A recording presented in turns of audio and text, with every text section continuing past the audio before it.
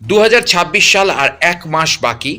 তো এরকম সময় আমি বার্ষিক রাশিফল ২ রকম প্যাটার্নে নিয়ে আসছি। একটা হচ্ছে বিস্তারিত বড় ভিডিও, যেটা আমি ধীরে, ধীরে আনবো।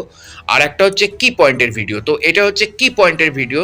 তো কি পয়েন্টের ভিডিওতে আমি ১ম এই বৃষ রাশির জাতক জাতিকাদের ক্ষেত্রে বলে রাখবো, আপনাদের কিন্তু ভূমিকা চলছে। ভূমিকা বলতে তিনি কিন্তু আসছেন ২০২৭ এর জুন মাসে।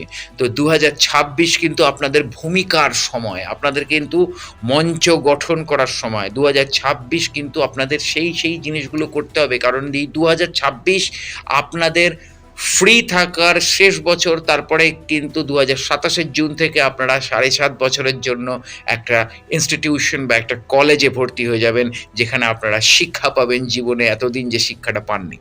তো যাই হোক, ২০২৬ সালের বৃষ রাশির জাতক জাতিকাদের একটি শুভ ও সমৃদ্ধ বছর হবে বলে আশা করা হচ্ছে। আর্থিক অবস্থার উন্নতিও হবে, কর্মজীবনের সাফল্য, ব্যক্তিগত জীবনের স্থিতিশীলতা এবং বছর প্রধান হবে।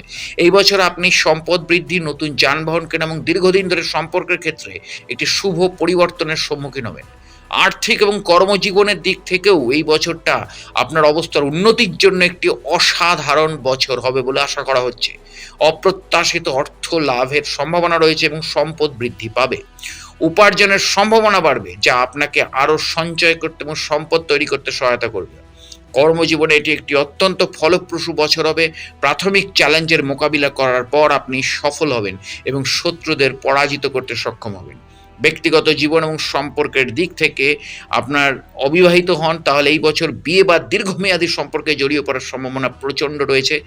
অনলাইন ডেটিং বা পরিচিতির মাধ্যমে নতুন পারিবারিক জীবন বা পরিবারের সম্প্রীতি বজায় থাকবে। নতুন সদস্য আসার সম্ভাবনা রয়েছে, যা আনন্দ ইতিবাচক পরিবর্তন আনবে। এবং স্বাস্থ্য, এই বছর আপনি সুস্বাস্থ্য ফিরে পাবেন। অন্যান্য নতুন যানবাহন কেনারও সম্ভাবনা রয়েছে। আপনি আপনার দক্ষতা বৃদ্ধি এবং ব্যবসা সম্প্রসারণের ওপর মনোযোগ দিন। এই ভবিষ্যৎবাণীগুলো জ্যোতিষশাস্ত্রের উপরই ভিত্তি করে আমরা তৈরি করি। তো এক্স্যাক্টলি এইখানে দাঁড়িয়ে আমি একটা কথাই বলবো বৃষ রাশির জাতক জাতিকাদের জন্য। দেখুন, এই বছরটা আপনাদের জন্য খুব ভালো, অনেক কিছু পাবেন। কিন্তু মনে রাখবেন, আপনাদের কিন্তু সঞ্চয় করতে হবে। আপনাদের কিন্তু হাতে, আপনাদের কিন্তু একেবারে টাকা উড়িয়ে দিলে চলবে না। আপনাদের কিন্তু মানে একেবারে পাগল হয়ে গেলেন, মানে এই কিনছি, ওই কিনছি, তাই কিনছি না।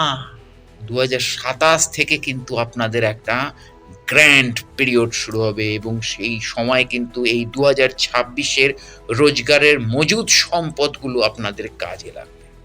ফলত ২০২৬ এ যাই করুন, রোজগার করুন, সর্বাগ্রে সঞ্চয় করুন এবং নিজেকে সংযত করুন, কারণ তিনি আসছেন। জুড়ে থাকুন আমার চ্যানেল এবং পেজের সাথে। নমস্কার।